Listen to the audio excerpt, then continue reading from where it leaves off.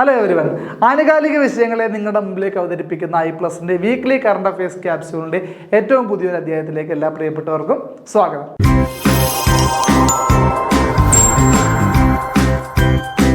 നമുക്ക് ഇന്ന് ചർച്ച ചെയ്യാവുന്ന വിഷയങ്ങൾ നോക്കാം. Thrissur district has been crowned 63rd edition of Kerala school Kalolsavam 2025. Thrissur ജില്ല കേരള സ്കൂൾ കലോത്സവത്തിൽ 2025 സ്കൂൾ കലോത്സവത്തിൽ തൃശൂർ ജില്ലയ്ക്ക് എന്താണ് 63ാമത് എഡിഷനിലെ കപ്പ്, അതായത് 63ാമത് സംസ്ഥാന സ്കൂൾ കലോത്സവത്തിൽ തൃശ്ശൂർ ജില്ലയാണ് എന്ത് ചെയ്തിരിക്കുന്നത്, ഫസ്റ്റ് പ്രൈസിൽ മുൻപിലെത്തിയിരിക്കുന്നത് കേട്ടോ. നല്ല ടൈറ്റ് കോമ്പറ്റീഷൻ ആയിരുന്നു. Thrissur district secured the first place after nail biting finish with a margin of 1 point. ഒരു പോയിന്റിന്റെ മാത്രം മാർജിനിലാണ് വളരെ ശക്തമായ മത്സരമായിരുന്നു അവസാന റൗണ്ടുകൾ നടന്നത്. അപ്പോൾ അതിന് 1 point മാർജിനിൽ തൃശ്ശൂർ ജില്ല സംസ്ഥാന സ്കൂൾ കലോത്സവത്തിന്റെ കപ്പ് ഉയർത്തിയിരിക്കുകയാണ്. Okay, Palakkad secured second place in the arts festival. പാലക്കാടാണ് 1 point പിറകിൽ 2ാം സ്ഥാനത്ത് ഫിനിഷ് ചെയ്തത്. Okay, Thrissur district got 1008 points and Palakkad got 1007 points. 1008ഉം 1007ഉമാണ് പോയിന്റുകൾ. തൃശ്ശൂർ ജില്ല അങ്ങനെ 1 point ലീഡിൽ കപ്പ് ഉയർത്തുകയായിരുന്നു. The venue of Kerala school Kalolsavam 2025 was at Thiruvananthapuram. 2025 school കലോത്സവത്തിന്റെ വേദി തിരുവനന്തപുരമായിരുന്നു. ഓക്കെ ആണല്ലോ. അപ്പോൾ സ്കൂൾ കലോത്സവവുമായി ബന്ധപ്പെട്ടുള്ള വാർത്തയാണ്, ഏറ്റവും ലേറ്റസ്റ്റ് ആയിട്ടുള്ള വാർത്തകളൊന്നാണ്. തൃശ്ശൂർ ജില്ലയാണ് സംസ്ഥാന സ്കൂൾ കലോത്സവത്തിലെ സ്വർണ്ണക്കപ്പ് നേടി ജേതാക്കളായിരിക്കുന്നു. Okay, indigenously developed Nadi Tarangini has been recognised by CDSCO. അതായത് എന്താണ്, ആയുർവേദിക് പ്രാക്ടീഷണേഴ്സിന് വേണ്ടിയുള്ള ഒരു എക്യുപ്മെന്റ് ആണ് നാഡി തരംഗിണി എന്ന് പറയുന്നത്. അതിനെ CDSCO അംഗീകരിച്ചിരിക്കുന്നു എന്നുള്ളതാണ് മറ്റൊരു ന്യൂസ് എന്ന് പറയുന്നത്. നോക്കൂ, Nadi Tarangini is an advanced AI powered pulse diagnostic device designed to speed up traditional ayurvedic practices. പരമ്പരാഗത ആയുർവേദ ചികിത്സാ രീതികളെ സ്പീഡപ്പ് ആക്കാൻ വേണ്ടി പൾസ് ഡയഗ്നോസ്റ്റിക് AI ബേസ്ഡ് ആണ്, ആർട്ടിഫിഷ്യൽ ഇന്റലിജൻസ് ബേസ്ഡ് ആയിട്ടുള്ള ഒരു എന്താണ് പൾസ് ഡയഗ്നോസ്റ്റിക് മെഷീനാണ്, എന്തെന്ന് ഡിവൈസ് ആണെന്ന് പറയുന്നത് നാഡി തരംഗിണി എന്ന് പറയുന്നത്. It combines ultra sensitive sensors with cutting edge algorithms. Nadi Tarangini delivers precise pulse readings to provide detailed health insights.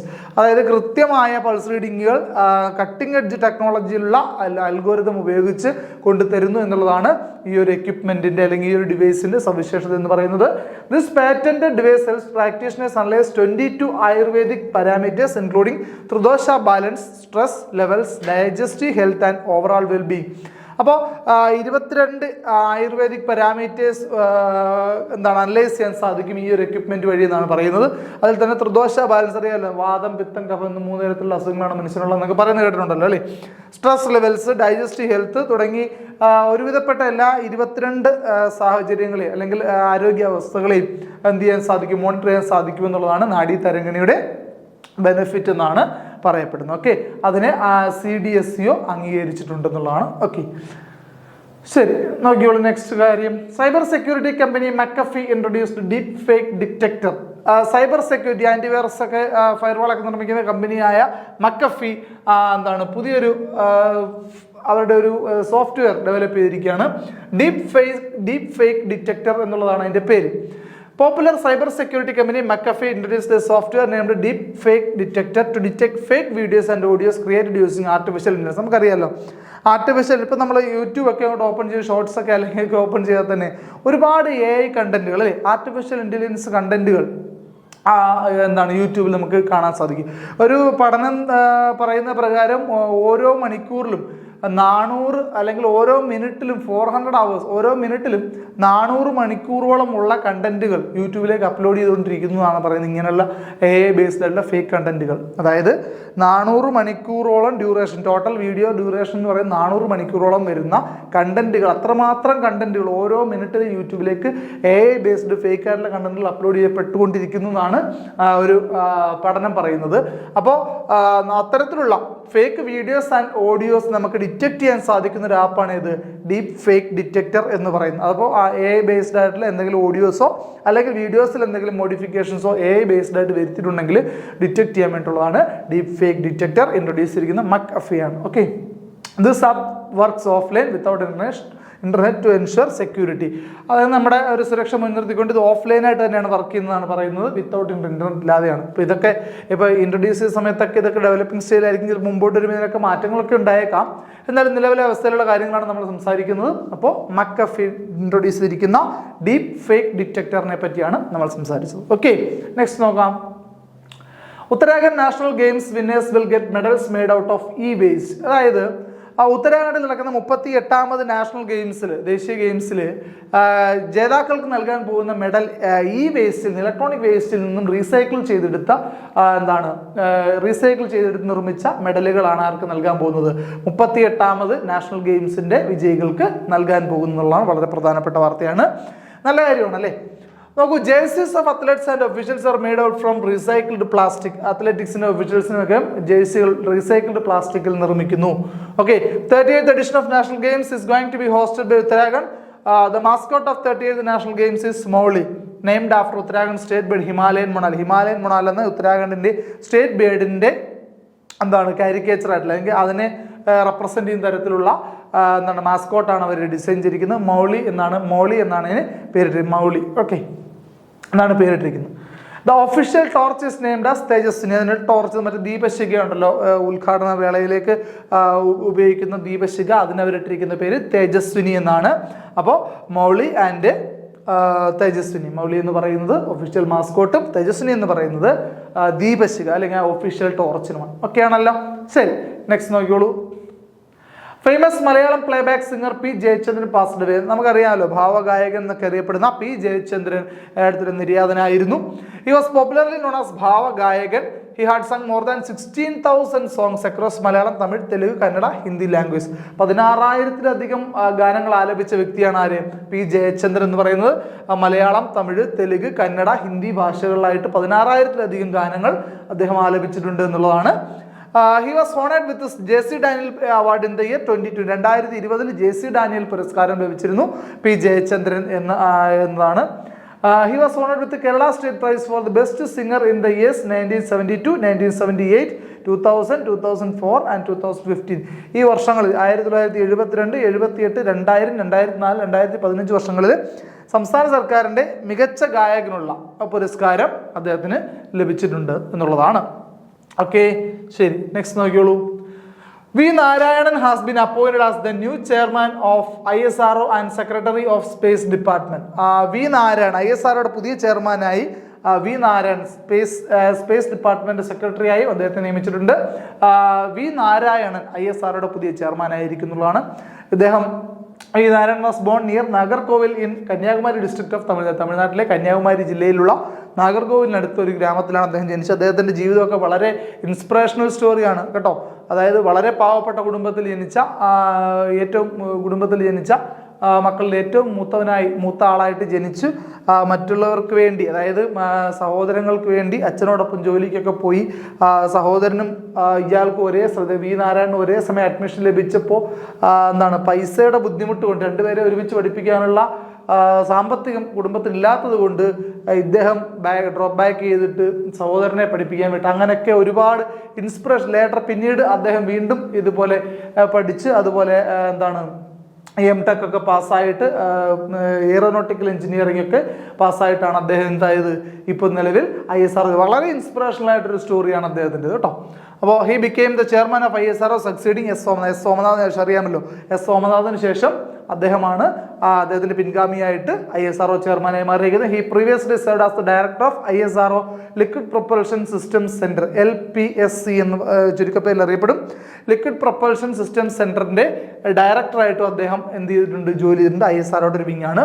അപ്പോൾ ജോലി ചെയ്തിട്ടുണ്ട്. വി നാരായണനാണ് അപ്പോൾ നിലവിൽ ISRO chairman. Okay, Anju Bobby George has been appointed as the athletes commission chairperson. Anju Bobby ജോർജിനെ അത്ലറ്റ്സ് കമ്മീഷൻ ചെയർപേഴ്സൺ ആയിട്ട് appoint ചെയ്തിരിക്കുന്നുള്ളതാണ് അടുത്തൊരു news എന്ന് പറയുന്നത്. Anju Bobby George will be leading a 9-member commission.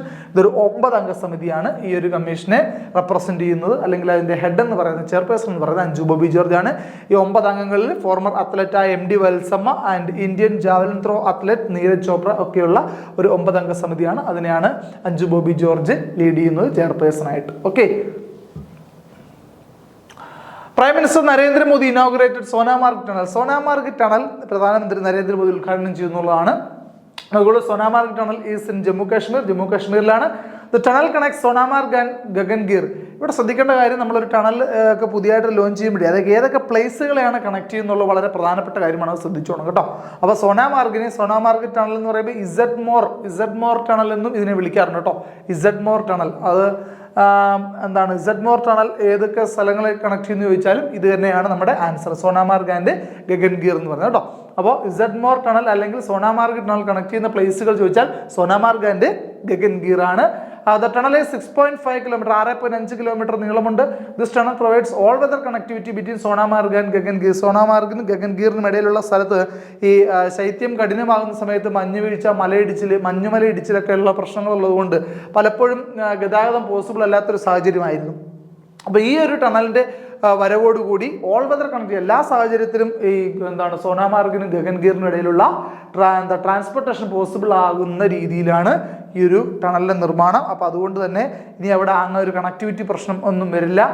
അത് മാത്രമല്ല എന്താണ് അതിർത്തിയിലേക്കുള്ള സൈന്യത്തിൻ്റെ സഞ്ചാരം അല്ലെങ്കിൽ സൈന്യത്തിനെ വിന്യസിക്കാൻ ഒക്കെ തന്ത്രപ്രധാനമായ ഒരു ഒരു ടണൽ കൂടിയാണ് സോനാമാർഗ് ടണൽ എന്ന് പറയുന്നത്. അതുകൊണ്ട് തന്നെ ഉദ്ഘാടന സമയത്ത് പ്രധാനമന്ത്രി നരേന്ദ്രമോദിക്കെതിരെ വധഭീഷണിയൊക്കെ ഉണ്ടായിരുന്നു, ഭീകരരുടെ വധഭീഷണിയൊക്കെ ഉണ്ടായിരുന്നു. അപ്പോൾ അതുകൊണ്ട് തന്നെ നമുക്ക് ചിത്രത്തിൽ കാണാം, അദ്ദേഹം ബുള്ളറ്റ് പ്രൂഫ് ജാക്കറ്റൊക്കെ ഇട്ടുകൊണ്ടാണ് ആ ഒരു സമയത്ത് അവിടെ എത്തി ആ ഒരു ടണൽ ഉദ്ഘാടനം ചെയ്യും. ലേറ്റസ്റ്റ് ആയിട്ട് വന്ന കാര്യമാണ്, വളരെ വാർത്തകളൊക്കെ നിറഞ്ഞിരുന്ന കാര്യമാണ്. സോ ശ്രദ്ധിക്കുക. ഓക്കെ, ശരി. നെക്സ്റ്റ് നോക്കുള്ളൂ. Smriti Mandhana grabs record for fastest century by an Indian woman cricketer.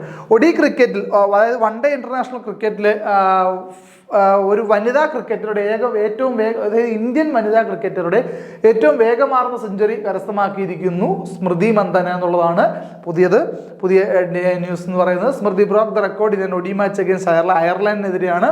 Smriti completed her century 70 balls, 70 പന്തുകളിൽ സെഞ്ചുറി, 100 റൺസ് തികച്ചിരിക്കുകയാണ് സ്മൃതി മന്ദന. അതുവഴി ഇന്ത്യക്കാരിയായ വനിതകളിൽ ഏറ്റവും വേഗത്തിൽ സെഞ്ചുറി നേടുന്ന താരമായി സ്മൃതി മന്ദന മാറിയിട്ടുണ്ട്. She broke the record of Harmanpreet Kaur. അപ്പം ഇന്ത്യൻ ഒഡി ടീമിന്റെ മുൻ ക്യാപ്റ്റനായിരുന്ന ഹർമൻപ്രീത് കൗറിന്റെ റെക്കോർഡാണ് സ്മൃതി മന്ദന തകർത്തിരിക്കുന്നത്. Okay, India has successfully completed the first SpaDeX mission. SpaDeX mission എന്ന് പറഞ്ഞാൽ സ്പേസ് ഡോക്കിംഗ് എക്സ്പെരിമെന്റ്. ബഹിരാകാശത്ത് വെച്ചുകൊണ്ട് ഒന്നിലധികം സാറ്റലൈറ്റുകളെ കമ്പൈൻ ചെയ്യുന്ന ടെക്നോളജിയാണ്, അല്ലെങ്കിൽ ആ എക്സ്പെരിമെന്റ് വിളിക്കുന്നവരാണ് സ്പേഡെക്സ് എന്ന് പറയുന്നത് കേട്ടോ. അപ്പോൾ ആ ഒരു SpaDeX mission India successfully complete ചെയ്യുന്നത് വിജയകരമായി പരീക്ഷിച്ചിരിക്കുകയാണ്. ഇപ്പോൾ ഇത് India's first SpaDeX mission has been successfully complete under the guidance of ISROയുടെ മേൽനോട്ടം നടന്ന ഫസ്റ്റ് സ്പേഡെക്സ് മിഷൻ സക്സസ്ഫുള്ളായി കംപ്ലീറ്റ് ചെയ്തിരിക്കുകയാണെന്നുള്ളതാണ്. SpaceX is a highly complicated process of combining two artificial satellites in the space. ബഹിരാകാശത്ത് വെച്ച് 2 സാറ്റലൈറ്റുകളെ കമ്പൈൻ ചെയ്യിപ്പിക്കുക എന്നുള്ള വളരെ complicated ആയിട്ടുള്ള വളരെ ദുഷ്കരമായിട്ടുള്ള ഒരു കാര്യമാണത്. അത് കൃത്യമായി അല്ലെങ്കിൽ സക്സസ്ഫുൾ ആയി കംപ്ലീറ്റ് ചെയ്യാൻ സാധിച്ചു എന്നുള്ളത് അഭിമാനിക്കാൻ സാധിക്കുന്നതാണ്. ഓക്കെ, സാറ്റലൈറ്റ്സ് കമ്പൈൻ ചെയ്ത സാറ്റലൈറ്റ്സിന്റെ പേര് നോക്കുക. SDX-01 ചേസർ ഒരു സാറ്റലൈറ്റിന്റെ പേരാണ് SDX-01 ചേസർ. മറ്റേ സാറ്റലൈറ്റിന്റെ പേരാണ് SDX-02 ടാർജറ്റ്. കേൾക്കുമ്പോൾ തന്നെ വലിയ ബുദ്ധിമുട്ടുണ്ടാവില്ല.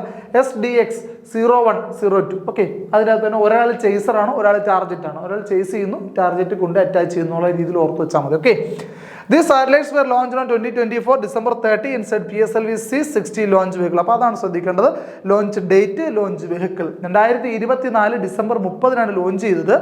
ഓക്കെ, ദെൻ ലോഞ്ച് ചെയ്തത് C-60 PSLV C-60ലാണ് ലോഞ്ച് ചെയ്തത്. അന്നാണെങ്കിലും കമ്പൈൻ ചെയ്ത് ജനുവരി മാസം ഹാഫോട് കൂടിയാണ്. അപ്പോൾ ഈ ജനുവരിയിൽ അതായത് സ്പേസിൽ ഈ സാറ്റലൈറ്റുകൾ സ്പേസിൽ വിന്യസിച്ചതിന് ശേഷമാണ് എന്ത് ചെയ്യുന്നത്, ഡോക്കിംഗ് പ്രോസസ്സ്, അതായത് ഈ കൂട്ടിച്ചേർക്കുന്ന ജോലി നടന്നത്. ഇത് ഇന്ത്യ നിർമ്മിക്കാൻ ഉദ്ദേശിക്കുന്ന അല്ലെങ്കിൽ ഇന്ത്യ സ്ഥാപിക്കാൻ ഉദ്ദേശിക്കുന്ന ഇന്ത്യൻ സ്പേസ് സ്റ്റേഷൻ, അതായത് ഇന്ത്യൻ ISROയുടെ നേതൃത്വത്തിൽ സ്ഥാപിക്കാൻ ഉദ്ദേശിക്കുന്ന ബഹിരാകാശ നിലയത്തിന് ഒരു മുതൽക്കൂട്ടാണ്. കാരണം ബഹിരാകാശ നിലയത്തിൽ നമുക്ക് അങ്ങനെ ഒരു സാധനത്തിന് ലോഞ്ച് ചെയ്യല്ലോ, ഓരോ പാർട്സായിട്ട് കൊണ്ടുപോയി അതിലേക്ക് അസംബിൾ ചെയ്യുക. അപ്പോൾ ഈ ഒരു സാങ്കേതിക വിദ്യ ഉണ്ടെങ്കിൽ അത് പോസിബിൾ ആകുമെന്നുള്ള ഒരു ഉദ്ദേശത്തോടു കൂടിയാണ് ഈ ഒരു സംഭവം ചെയ്തിരിക്കുന്നത്. അപ്പോൾ അതുകൊണ്ട് തന്നെ വളരെ വലിയ ഉയരങ്ങളിലേക്ക് അല്ലെങ്കിൽ നേട്ടങ്ങളിലേക്ക് കുതിക്കുകയാണ് നമ്മുടെ ISRO എന്ന് പറയുന്നത്. ISROയുടെ പുതിയ ചെയർമാനെ പറ്റി നമ്മൾ നേരെ സംസാരിച്ചിരുന്നു. V നാരായണനാണ് succeeding S Somanath. Okay, Blue Origin has launch reusable heavy lift launch vehicle New Glenn. Blue Origin എന്ന കമ്പനി റീയൂസ് ചെയ്യാൻ പറ്റുന്ന ഹെവി ലിഫ്റ്റ് ലോഞ്ച് വെഹിക്കിളായ ന്യൂ ഗ്ലെൻ സക്സസ്ഫുള്ളി പരീക്ഷിച്ചിരുന്നു, അല്ലെങ്കിൽ സക്സസ്ഫുള്ളി ലോഞ്ച് ചെയ്തിരിക്കുന്നുള്ളതാണ് കേട്ടോ. American company Blue Origin has successfully launched reusable heavy lift launch vehicle named New Glenn. അമേരിക്കയിലെ private കമ്പനികളും സ്പേസ് മിഷനുകളിലൊക്കെ പങ്കെടുക്കുന്നുണ്ട്. എലോൺ മസ്കിന്റെ പേരിലുള്ള ഉടമസ്ഥയിലുള്ള സ്പേസ് എക്സ് ഒരു കമ്പനിയാണ് ബ്ലൂ ഒറിജിൻ. അതേപോലെ സ്പേസിൽ കാര്യങ്ങൾ ചെയ്യാൻ ഉദ്ദേശിക്കുന്ന അല്ലെങ്കിൽ സ്പേസിൽ ലോഞ്ചിങ്ങുകളിലൊക്കെ മുമ്പിലേക്ക് വരുന്നൊരു അമേരിക്കൻ പ്രൈവറ്റ് കമ്പനിയാണ് ബ്ലൂ ഒറിജിൻ എന്ന് പറയുന്നത്. Launched from the Cape Canaveral Space Force Station ഫ്ലോറിഡയിലെ കേപ്പ് കാനവറൽ നിന്നുമാണ് ഇത് ലോഞ്ച് ചെയ്തിരിക്കുന്നത്. Headquarters of Blue Origin company set Kent, Washington കെന്റിലാണ് ബ്ലൂ ഒറിജിൻ എന്ന കമ്പനിയുടെ ഹെഡ് ക്വാർട്ടേഴ്സ് ഉള്ളത്. Founder of Blue Origin is Jeff Bezos. അതായത് Amazon shopping company ഉണ്ടല്ലോ, ആമസോൺ സ്ഥാപകനായ ജെഫ് ബെസോസ് തന്നെയാണ് ബ്ലൂ ഒറിജിൻ കമ്പനിയുടെയും സ്ഥാപകൻ എന്ന് പറയുന്നത്. ഓക്കെ, അപ്പോൾ ഓർത്തിരിക്കുക. നെക്സ്റ്റ് നോക്കാം. കെ അരവിന്ദാക്ഷൻസ് നോവൽ ഗോപ വിൻസ് 2024 ഓടക്കുഴൽ അവാർഡ്. ഇപ്പോൾ 2024 ഓടക്കുഴൽ പുരസ്കാരം ലഭിച്ചിരിക്കുന്നത് കെ അരവിന്ദാക്ഷൻ്റെ നോവലായ ഗോപയ്ക്കാണ്. ഗോപ എന്ന അരവിന്ദാക്ഷൻ്റെ നോവലിനാണ് 2024 ഓടക്കുഴൽ അവാർഡ് ലഭിച്ചിരിക്കുന്നത്. Award is present annually by the Guruvayurappan trust to recognise outstanding literary achievements in Malayalam. Okay, വളരെ മികച്ച മലയാളത്തിലെ സാഹിത്യ കൃതികൾക്ക് അല്ലെങ്കിൽ സാഹിത്യ സംഭാവനകൾക്ക് ഗുരുവായൂരപ്പൻ ട്രസ്റ്റ് നൽകുന്ന പുരസ്കാരമാണ് ഏതെന്ന് പറയുന്നത് ഓടക്കുഴൽ പുരസ്കാരം എന്ന് പറയുന്നു. ഓക്കെ, അപ്പോൾ ഇത്തവണ 2024 ഓടക്കുഴൽ പുരസ്കാരം ലഭിച്ചിരിക്കുന്നത് കെ അരവിന്ദാക്ഷനാണ്. അദ്ദേഹത്തിന്റെ ഗോപ എന്ന കൃതിക്കാണ് അല്ലെങ്കിൽ ഗോപ എന്ന നോവലിനാണിത് ലഭിച്ചിരിക്കുന്നത്. ഓക്കെ ആണല്ലോ. Gopa was published in the year 2021. 2021 എന്ത് പബ്ലിഷ് ചെയ്യുന്നത്? ഗോപ എന്ന നോവൽ പബ്ലിഷ് ചെയ്തിരിക്കുന്നത്. Okay, K Aravindakshan got Kerala Sahitya Akademi award in the year 1995. അദ്ദേഹത്തിന് ഇപ്പോൾ ഇത്രയും കാര്യം പറഞ്ഞപ്പോൾ കെ അരവിന്ദാക്ഷനുമായി ബന്ധപ്പെട്ട അറിഞ്ഞിരിക്കേണ്ട ചില കാര്യങ്ങളുണ്ട്. ഇപ്പോൾ ഈ കറണ്ട് അഫെയർ എന്ന് പറഞ്ഞ് ഇപ്പോൾ നടന്ന കാര്യങ്ങൾ മാത്രമല്ല ചോദിക്കുന്നത്. ഇപ്പോൾ കെ അരവിന്ദാക്ഷൻ ഗോപ എന്ന പുസ്തകത്തിൽ അദ്ദേഹത്തിന് ഓടക്കുഴൽ പുരസ്കാരം ലഭിച്ചത്. ഞാൻ ചോദിക്കുന്നത് കെ അരവിന്ദാക്ഷൻ ലഭിച്ച മറ്റേതെങ്കിലും അവാർഡായിരിക്കും, അത് മേ ബി ചോദിക്കാം. പ്രധാനപ്പെട്ട അങ്ങനെയൊക്കെയുള്ള കാര്യങ്ങൾ കൂടി നമ്മൾ എന്ത് ചെയ്യണം, ഇതിൻ്റെ കൂട്ടത്തിൽ കണക്റ്റഡ് ഫാക്ട്സ് ആയിട്ട് നമ്മൾ പഠിച്ചു വെച്ചിരിക്കണം. അതായത് ഒരു സംഭവം നടന്നു കഴിഞ്ഞാൽ അത് സംഭവം അതേപോലെ ഡയറക്റ്റായിട്ട് ചോദിക്കണമെന്ന് യാതൊരു നിർബന്ധമില്ല. അപ്പോൾ സെയിം ലൈക്കായിട്ട് സംഭവിച്ചിട്ടുള്ള മറ്റു കാര്യങ്ങളോ അല്ലെങ്കിൽ അതുമായി റിലേറ്റ് ചെയ്യുന്ന മറ്റെന്തെങ്കിലും ഫാക്ട്സോ ഒക്കെ ആയിരിക്കും കറണ്ട് അഫെയർ ആയിട്ട് ചോദിക്കുക. ആനുകാലികമാണല്ലോ. അപ്പോൾ അതുകൊണ്ട് തന്നെ നമ്മൾ പറയുന്ന കാര്യം എപ്പോഴും ആ ഒരു നടന്ന സംഭവം മാത്രത്തിൽ സ്റ്റിക്ക് ഓൺ ചെയ്ത് നിൽക്കരുത്. അതുമായി കണക്റ്റഡ് ഫാക്ട്സ് എന്തെങ്കിലും ഉണ്ടെങ്കിൽ അതും കൂടി നമ്മൾ മനസ്സിലാക്കി വെക്കണം കേട്ടോ. അതുകൊണ്ടാണ് K Aravindakshan got Kerala Sahitya Akademi award in the year 1995. അപ്പോൾ ചിലപ്പോൾ പരീക്ഷയ്ക്ക് ഒരു ക്വസ്റ്റ്യൻ മേ ബി വന്നേക്കാം, കെ അരവിന്ദാക്ഷന് കേരള സാഹിത്യ അക്കാദമി അവാർഡ് ലഭിച്ച വർഷം ഏത് അല്ലേ? അപ്പം 1995. അപ്പോൾ അങ്ങനെയുള്ള ചോദ്യങ്ങൾ കൂടി നമ്മൾ പ്രതീക്ഷിച്ചുകൊണ്ട് വേണം കറണ്ട് അഫയേഴ്സിനെ സമീപിക്കാനായിട്ട് കേട്ടോ. 2023 ഓടക്കുഴൽ അവാർഡ് ടു PN ഗോപികൃഷ്ണൻ. ഏത് കൃതിക്കാണെന്ന് വെച്ചാൽ കവിത മാംസഭോജിയാണെന്ന് അദ്ദേഹത്തിൻ്റെ കൃതിക്കാണ്. അപ്പോൾ ഈ 2024 ഓടക്കുഴൽ പുരസ്കാരം നമ്മൾ പഠിച്ചു വെച്ചിട്ട് പരീക്ഷയ്ക്ക് ചെല്ലുമ്പോൾ 2023 ഓടക്കുഴൽ അവാർഡ് ആർക്ക് എന്ന് ചോദിക്കുമ്പോൾ പെട്ടെന്ന് നമ്മൾ പഠിച്ചു വെച്ച ഓടക്കുഴൽ അവാർഡ് മാത്രമേ നമ്മുടെ മനസ്സിൽ വരത്തുള്ളൂ. നമ്മുടെ മനസ്സിൽ വർഷം ചിലപ്പോൾ കൃത്യമായിട്ടല്ല പഠിച്ചെങ്കിലും വർഷം മനസ്സിൽ ഓർമ്മ വരത്തില്ല. ആ സാഹചര്യത്തിൽ നമുക്ക് കെ അരവിന്ദാക്ഷൻ എഴുതി വെച്ച് കഴിഞ്ഞാൽ ഓപ്ഷൻ ഉറപ്പായിട്ടും കാണും. എഴുതി വെച്ച് കഴിഞ്ഞാൽ നമ്മുടെ മാർക്ക് നഷ്ടമാണ്. അതുകൊണ്ട് കൃത്യമായിട്ട് വർഷം കൃത്യമായി മനസ്സിലാക്കിയാണ് ആൻസർ ചെയ്യുക. 2024 ഓടക്കുഴൽ പുരസ്കാരമാണ് കെ അരവിന്ദാക്ഷൻ ലഭിച്ചിരിക്കുന്നത്. എന്നാൽ 2023 ഓടക്കുഴൽ പുരസ്കാരം ലഭിച്ചിരിക്കുന്ന ആർക്കാണ്? PN ഗോപികൃഷ്ണനാണ്. അദ്ദേഹത്തിൻ്റെ കൃതി കവിത മാംസഭോജിയാണെന്ന് അദ്ദേഹത്തിൻ്റെ കൃതിയിലാണ് 2023 ഓടക്കുഴൽ പുരസ്കാരം ലഭിച്ചിരിക്കുന്ന കാര്യം ഓർത്തു വെച്ചിരിക്കുക. Okay, prime minister Narendra Modi commission 3 naval വാർ കോമ്പാറ്റ്സ്. നേവിയുടെ 3 വാർ കോമ്പാറ്റുകളെ പ്രധാനമന്ത്രി നരേന്ദ്രമോദി കമ്മീഷൻ ചെയ്തിരിക്കുന്നുള്ളതാണ്. ഒരേ ദിവസം തന്നെയാണ് ഇത് കമ്മീഷൻ ചെയ്യുന്നുള്ളതാണ് ഇതിന്റെ പ്രാധാന്യം എന്ന് പറയുന്നത്. Prime minister Narendra Modi has commission 2 naval warships INS Nilgiri and INS Surat and A submarine INS Vagsheer. INS Nilgiri INS സൂറത്ത് എന്ന 2 യുദ്ധക്കപ്പലുകളും അതുപോലെ ഒരു സബ്മറൈൻ ഒരു അന്തർവാഹിനിയായ INS വാഗ്ഷീറും അദ്ദേഹം ഒരേ ദിവസം തന്നെ കമ്മീഷൻ ചെയ്തിട്ടുണ്ട്. Okay, these war combats are commissioned at the Mumbai naval dockyard. മുംബൈയിലെ നേവൽ ഡോക്യാർഡിലാണ് ഈ 3 വാർ കോമ്പാറ്റുകളെയും കമ്മീഷൻ ചെയ്തിരിക്കുന്നത്. ഓക്കെ, നമുക്ക് national senior men's volleyball 2025 cup for Kerala. ദേശീയ സീനിയർ മെൻസ് വോളിബോൾ കപ്പ് 2025 നേടിയിരിക്കുന്നത് കേരളമാണ്. Kerala team has won the 2025 national senior men's volleyball championship. Kerala beat Services team in the final to lift the cup. അതായത് Services ടീമിനെയാണ് Keralam final പരാജയപ്പെടുത്തിയത്. 2025 ദേശീയ senior volleyball championship കിരീടം നേടിയിരിക്കുന്നത് കേരളമാണ്. Okay. America announced $25 million for those who helped in the arrest of Venezuelan President Nicolas Maduro. America argues that Maduro is responsible for the uncontrolled import of cocaine to America, thereby destroying the health of youngsters. അതായത് America Venezuelan president ആയ Nicholas മഡൂറോയെ arrest ചെയ്യാൻ സഹായിക്കുന്നവർക്ക് $25 million അതാണ് പാരിതോഷികം പ്രഖ്യാപിച്ചിരിക്കുകയാണ്. Okay. America announce $25 million for those who help in the arrest of Venezuelan President Nicolas Maduro. അപ്പോൾ Nicholas മദൂറോയെ arrest ചെയ്യാൻ സഹായിക്കുന്നവർക്ക് $25 million പ്രതിഫലം എന്താണ് അമേരിക്ക ഓഫർ ചെയ്തിരിക്കുകയാണ്. അമേരിക്ക എന്താണ് പറയുന്നത്, എന്തിനാണ് അദ്ദേഹത്തെ അറസ്റ്റ് ചെയ്യുന്നത് അമേരിക്ക ആവശ്യപ്പെടുന്നത് ചോദിച്ചു കഴിഞ്ഞാൽ, America argues that Maduro is responsible for the uncontrolled import of cocaine to America, thereby destroying the health of youngsters. അതായത് അനധികൃതമായി അമേരിക്കയിലെ കൊക്കൈൻ കയറ്റുമതി ചെയ്യുകയും അത് യുവാക്കൾ അല്ലെങ്കിൽ അവിടുത്തെ ജനങ്ങൾ ഉപയോഗിക്കുകയും അവരുടെ ആരോഗ്യം നഷ്ടപ്പെടുകയും ചെയ്യുക വഴി അമേരിക്കയെ തകർക്കുക എന്നുള്ളൊരു ഉദ്ദേശമാണ് മദൂറോയ്ക്കുള്ളത് എന്നാണ് അമേരിക്ക ആരോപിക്കുന്നത് കേട്ടോ. അപ്പോൾ അങ്ങനെ ഒരു ആരോപണത്തിൻ്റെ പേരിലാണ് എന്ത് ചെയ്യുന്നത്, അമേരിക്ക ഇദ്ദേഹത്തിനെതിരെ ഇങ്ങനെ ഒരു പാരിതോഷികം, ഇദ്ദേഹത്തെ പിടിച്ചെടുക്കുന്നവർക്ക് ഒരു പാരിതോഷികമൊക്കെ പ്രഖ്യാപിച്ചിരിക്കുന്നു. ഓക്കെ. ഇതൊക്കെ ഒരു ഒരു നയതന്ത്രപരമായ ഒരു ഇടപെടലാണ്. Okay. They claims that Maduro is using drugs as a weapon to destroy America. America പറയുന്നത് എന്താണെന്ന് വെച്ചാൽ അമേരിക്കയെ തകർക്കാൻ വേണ്ടി മദൂറോ ഡ്രഗ്സ് ഒരു ആയുധമായി കരുതുന്നു എന്നുള്ളതാണ് അമേരിക്കയുടെ വാദം എന്ന് പറയുന്നത്. അമേരിക്ക പറയുന്നത് വെച്ചാൽ അൺകൺട്രോൾഡ് ആയിട്ടുള്ള കൊക്കൈൻ എക്സ്പോർട്ട് അമേരിക്കയിലേക്ക്. ഓക്കെ. അപ്പോൾ അമേരിക്കയിൽ ഇത്രയും കൊക്കൈൻ ഇമ്പോർട്ട് ചെയ്യുമ്പോൾ അമേരിക്കയിലെ ജനങ്ങൾ അല്ലെങ്കിൽ യുവാക്കൾ, അറിയാമല്ലോ ഒരു രാജ്യത്തിൻ്റെ സമ്പത്ത് എന്ന് പറയുന്നത് യുവാക്കളാണ്, അവരുടെ റിസോഴ്സിലാണ് ആ ഒരു സമ്പത്തിരിക്കുന്നത് അല്ലേ. അപ്പോൾ അത് ഇങ്ങനെയുള്ള ലഹരി പദാർത്ഥങ്ങൾ ഉപയോഗിക്കുക വഴി ആ ഒരു അവരുടെ ആരോഗ്യം, അതായത് രാജ്യത്തിന് വേണ്ടി ഉപയോഗിക്കേണ്ട ആരോഗ്യം നഷ്ടപ്പെടുത്തി കളയുന്നു എന്നുള്ളൊരു കാഴ്ചപ്പാടിലാണ് അമേരിക്ക ഇങ്ങനെ ഒരു പ്രസ്താവന നടത്തിയിരിക്കുന്നത്.